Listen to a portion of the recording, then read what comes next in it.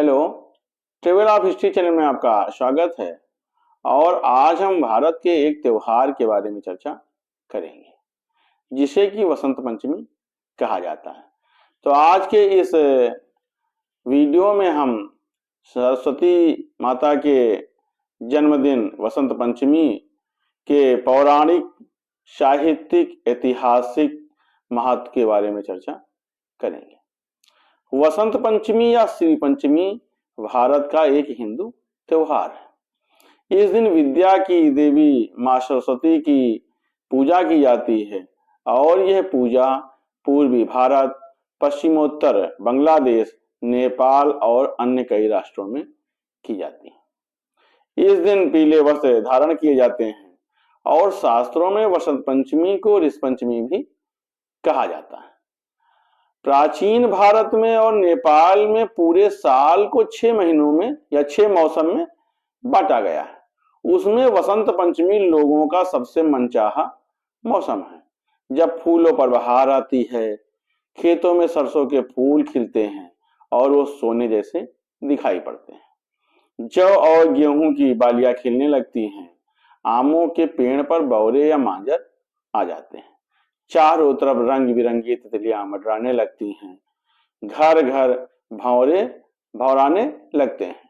वसंत ऋतु का ये स्वागत करने के लिए माघ महीने के 5वें दिन एक बड़ा जश्न मनाया जाता है, जिसमें भगवान विष्णु और कामदेव जी की पूजा होती है। ये त्योहार वसंत पंचमी के नाम से जाना जाता है। अगर हम पौराणिक रूप से चलते हैं तो उपनिषदों की कथा के अनुसार सृष्टि के प्रारंभिक काल में ब्रह्मा जी ने जीवों को जब बनाना प्रारंभ किया तो खास तौर पर जब उन्होंने मनुष्य योनि की रचना की तो वो अपनी रचना से संतुष्ट नहीं होते हैं, क्योंकि उन्हें लगता है कि कुछ ना कुछ इसमें कमी रह गई है, क्योंकि चारों तरफ एक अजीब तरह का मौन छाया रहता है।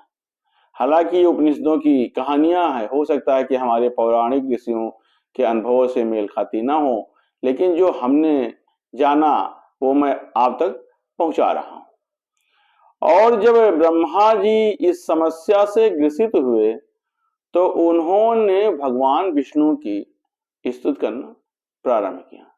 ब्रह्मा जी की स्तुति को सुन करके भगवान विष्णु उनके सामने प्रकट होते हैं और वो माता आदिशक्ति माता दुर्गा के आवाहन करने को कहते हैं। विष्णु जी के आदेश के बाद माता दुर्गा वहां प्रकट होती हैं। तब ब्रह्मा और विष्णु दोनों उनसे इस समस्या को दूर करने का निवेदन करते हैं।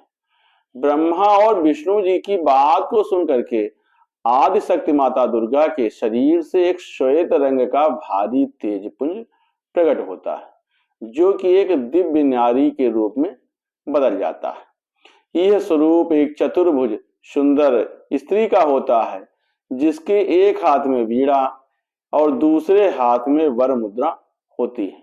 वर मुद्रा का मतलब ऐसे, अन्य दोनों जो हाथ होते हैं उसमें एक में पुस्तक और एक में माला होती है।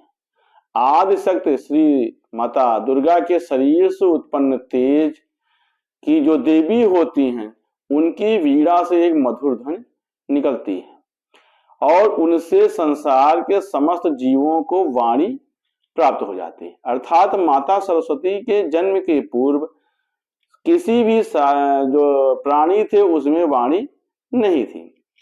माता सरस्वती के उत्पन्न होने से सभी जीव जंतुओं में वाणी उत्पन्न होती है। जलधारा में कोलाहल व्याप्त हो जाता है, जो हवाएं चलती हैं, पवन चलते हैं, उनमें सरसराहट की ध्वनि आ जाती है। सभी देवता शब्द और रंग का संचार करने वाली इस देवी को, जो वाणी की देवी होती हैं, उन्हें मां सरस्वती कहते हैं।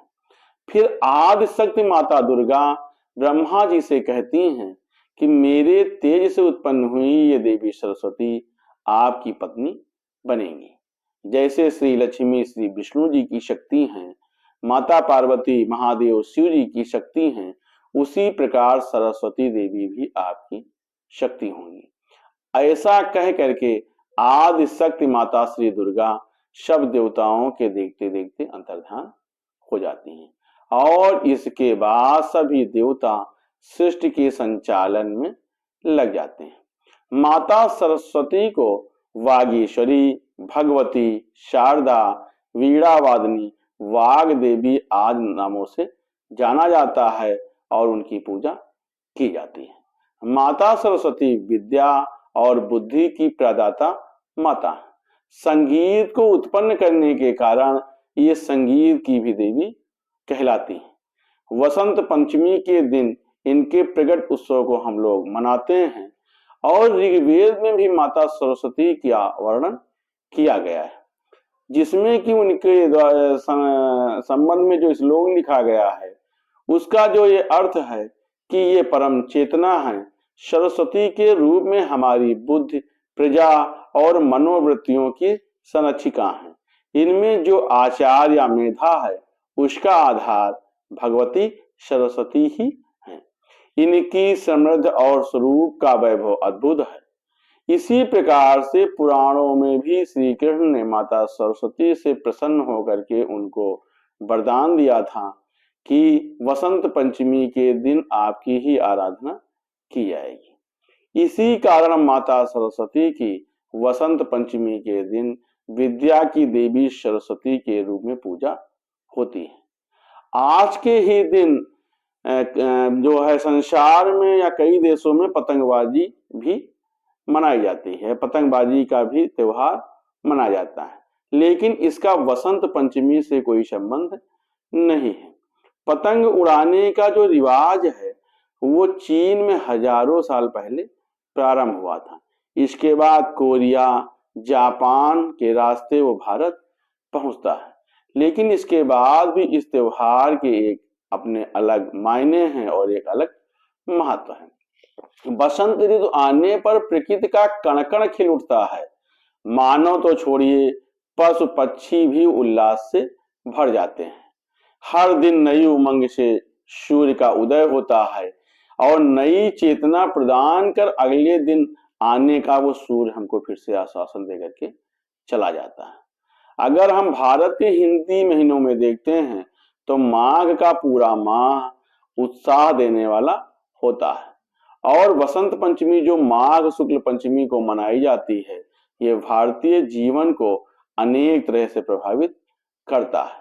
प्राचीन काल में इसे कला, ज्ञान की मां देवी सरस्वती के जन्म दिवस के रूप में मनाया जाता है और शिक्षाविद भारत और भारतीयता से प्रेम करते हैं।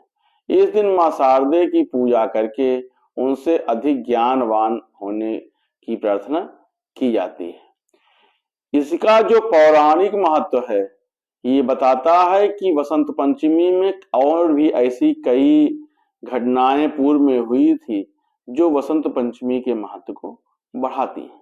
पौराणिक रूप से अगर हम चलते हैं तो सबसे पहले ये जो दिन होता है वो हमें त्रेता युग से जोड़ता है, जब रावण द्वारा मां सीता का हरण किया जाता है और भगवान श्री राम उनकी खोज में दक्षिण की ओर जाते हैं तो वो जिस स्थान पर जाते हैं उनमें एक दंडकारण्य भी होता है, जहां पर माता सबरी नाम की जो एक भीलनी होती हैं और भगवान राम उनकी कुटिया में पधारते हैं और उनके जो जूठे बैर हैं उनको खाते हैं। तो ये जो घटना होती है भगवान राम के द्वारा माता सरस्वती के आश्रम में जा करके उनके जूठे बेर खाने की, ये वसंत पंचमी के ही दिन होती है। दंडकारण्य जो क्षेत्र है ये गुजरात और मध्य प्रदेश में फैला हुआ था। गुजरात के डांग जिले में यह स्थान है जहां पर माता सबरी का वो आश्रम है, जहां पर बसंत पंचमी के दिन भगवान राम आए थे और वहां पर उन्होंने माता सरस्वती के हाथ से बेर को खाया था। इस क्षेत्र में आज भी एक शिला है जिस पर भगवान राम बैठे थे और यहाँ पर माता सरस्वती का एक मंदिर भी है। तो पौराणिक रूप से बसंत पंचमी वाले ही दिन भगवान राम की माता सरस्वती से भेंट होती है। पौराणिक महत्व के साथ वसंत पंचमी का ऐतिहासिक महत्व भी है। वसंत पंचमी के दिन हमें जो पृथ्वीराज चौहान की भी याद आती है, जिन्होंने मोहम्मद गोरी को कई बार हराया था, लेकिन तराइन के दूसरे युद्ध में जब वो हार जाते हैं तो मोहम्मद गोरी उन्हें बंदी बना करके अपने साथ अफगानिस्तान ले जाता है। मोहम्मद गोरी उनको मृत्युदंड देने के पूर्व उनके शब्द भेदी बाण के कमाल को देखना चाहता है। पृथ्वीराज के साथी कवि चंद्रबरदाई के परामर्श पर गोरी एक ऊंचे स्थान पर बैठ करके तावे पर चोट मारकर संकेत करता है। तभी चंद्रबरदाई द्वारा पृथ्वीराज को अपने काव्य के द्वारा यह संदेशा दिया जाता है कि 4 बांस 24 गज अंगुल अष्ट प्रमाण ताऊ पर सुल्तान है, मत चूको चौहान। पृथ्वीराज इस बार कोई भूल नहीं करते हैं और तावे पर हुई चोट और चंद्रबरदाई के संकेत को पा करके अनुमान लगा करके वो बाण को छोड़ते हैं, जो मोहम्मद गोरी के सीने में जाकर के सीधे धंस जाता है। इसके बाद चंद्रबरदाई और पृथ्वीराज एक दूसरे के पेट में छुरा मार करके आत्म बलिदान कर लेते हैं। ये घटना भी वसंत पंचमी वाले दिन हुई थी। वसंत पंचमी के दिन ही सिखों के 10वें गुरु गोविंद सिंह जी का विवाह भी हुआ था। वसंत पंचमी का लाहौर के एक बलिदानी वीर बालक हकीकत राय से भी गहरा संबंध रहा है। लाहौर में जन्मा ये वीर बालक हकीकत राय, जिसे कि इतिहास में वीर बालक के नाम से जानते हैं। एक दिन जब वो लाहौर में अपने स्कूल में पढ़ रहा था तो सभी बच्चे वहां खेलने लगे, लेकिन वो अपनी कक्षा में बैठ करके पढ़ता ही रहा। अन्य बच्चों ने, जो कि उस समय वहां पर मुस्लिम धर्म से संबंधित थे, उन्होंने उनसे कहा कि तुम्हें माता दुर्गा की सौगंध है और तुम चल करके हमारे साथ खेलो। वीर हकीकत राय ने उन बच्चों से कहा कि जैसे आपके धर्म में आपकी माता बीबी फातिमा बहुत ही पवित्र देवी मानी गई हैं, वैसे हमारी माँ दुर्गा हैं और उनके बारे में आप मुझे सौगंध मत दिलाओ। लेकिन उन बच्चों के द्वारा उस समय अपने गुरु से शिकायत किया जाता है। गुरु ये बात काजी तक पहुंचाते हैं और काजी हकीकत राय को बुला करके उसे मुस्लिम धर्म ग्रहण करने के लिए कहते हैं। हकीकत राय से कहा जाता है कि यदि आप मुस्लिम धर्म स्वीकार नहीं करोगे तो आपको मृत्युदंड दिया जाएगा। हकीकत राय इस बात को स्वीकार नहीं करता है और उसे तलवार से मौत के घाट उतारने का फरमान जारी होता है। कहते हैं कि उस भोले छोटे बालक को दे करके जल्लाद के हाथ से भी तलवार गिर जाती है। हकीकत राय तलवार के सामने खड़ा होता है और वो कहता है कि जब मैं बच्चा होकर के अपने धर्म का पालन कर रहा हूं तो तुम बड़े होकर के अपने धर्म से विमुख क्यों नहीं होते हो? अर्थात तुम जल्लाद हो और तुम्हारा काम है कि मृत्युदंड की जो सजा सुनाई गई है उसके अंतर्गत मुझे मृत्युदंड प्रदान करना, तो तुम मुझे मृत्युदंड दो। जल्लाद अपने दिल को मजबूत करके उसके ऊपर तलवार चलाता है। ऐसा कहा जाता है कि तलवार से सर कटने के बाद उस वीर बालक का सर धरती पर नहीं गिरता है और वो सीधे आकाश में उछल करके गायब हो जाता है। ये घटना भी वसंत पंचमी के दिन ही मानी गई है। लोगों की धारणा है, आज भी आम धारणा है, कि पाकिस्तान जो कि आज एक मुस्लिम देश है, वहां पर हकीकत राय के आकाशगामी सिर की याद में बसंत पंचमी के दिन पतंग उड़ाई जाती है। अर्थात उसके सिर को वो पतंग का स्वरूप मान करके उसकी स्मृति में वहां पर पतंग उड़ाते हैं। हकीकत राय लाहौर का एक बालक था और पतंगबाजी की सबसे ज्यादा जो जोर है आज भी पाकिस्तान में लाहौर में पाई जाती है। इसी प्रकार से वसंत पंचमी हमें गुरु राम सिंह कूका के बारे में भी याद दिलाता है। गुरु राम सिंह कूका का जन्म 1816 ईस्वी में वसंत पंचमी पर लुधियाना के एक गांव में हुआ था, जिसे कि भैड़ी ग्राम बोलते हैं। वो कुछ समय तक महाराजा रणजीत सिंह की सेना में भी रहे थे। इसके बाद वो घर आकर के खेती बाड़ी करने लगते हैं। आध्यात्मिक प्रवृत्ति के होने के कारण राम सिंह कुका एक उपदेशक बन जाते हैं। उनके प्रवचन को सुनने के लिए लोग काफी दूर से आते हैं और उनके शिष्य धीरे धीरे एक पंथ बनाते हैं जिसे कि कुका पंथ कहते हैं। गुरु राम सिंह कुका गोरक्षा, स्वदेशी आंदोलन, नारी उद्धार, अंतरजातीय विवाह, सामूहिक विवाह पर काफी जोर देते हैं। वो अंग्रेजी शासन का बहिष्कार करके अपनी स्वतंत्र डाक और प्रशासन की व्यवस्था चलाते हैं। प्रतिवर्ष मकर संक्रांति के दिन आज भी भैड़ी ग्राम में एक मेला लगता है। 1872 ईस्वी में मेले में आते समय उनके शिष्यों को उस समय मुस्लिम धर्म के कुछ लोग घेर लेते हैं और उन्हें मारते पीटते हैं और उनके मुंह में जबरन गौ का मांस भर दिया जाता है। ये सुन करके गुरु राम सिंह कुका के शिष्य भड़क जाते हैं और वो उस गांव पर हमला बोल देते हैं। उसी समय दूसरी तरफ से अंग्रेजों की सेना आ जाती है और अब युद्ध होने लगता है। युद्ध का पासा पलट जाता है क्योंकि दो तरफा के युद्ध में गुरु राम सिंह कुका और उनके शिष्य पकड़े जाते हैं। अनेक कुका वीर इस युद्ध में शहीद होते हैं और 68 कुका पकड़े जाते हैं, जिसमें 50 कुका शिष्यों को या 50 अनुयायी कुका लोगों को 17 जनवरी 1872 को मलेर कोटला में तोप के सामने बांध करके उड़ा दिया जाता है। शेष 18 को अगले दिन फांसी की सजा दे दी जाती है। 2 दिन बाद गुरु राम सिंह कुका को भी पकड़ करके वर्मा की मांडले जेल में भेज दिया जाता है, जहां पर 14 साल तक उन्हें कठोर यातना दी जाती है और 1885 ईस्वी में गुरु राम सिंह कुका अपने शरीर का त्याग करते हैं। इसी प्रकार से वसंत पंचमी के दिन ही राजा भोज का जन्म दिवस मनाया जाता है। ये माना गया है कि वसंत पंचमी के दिन ही राजा भोज का जन्म हुआ था।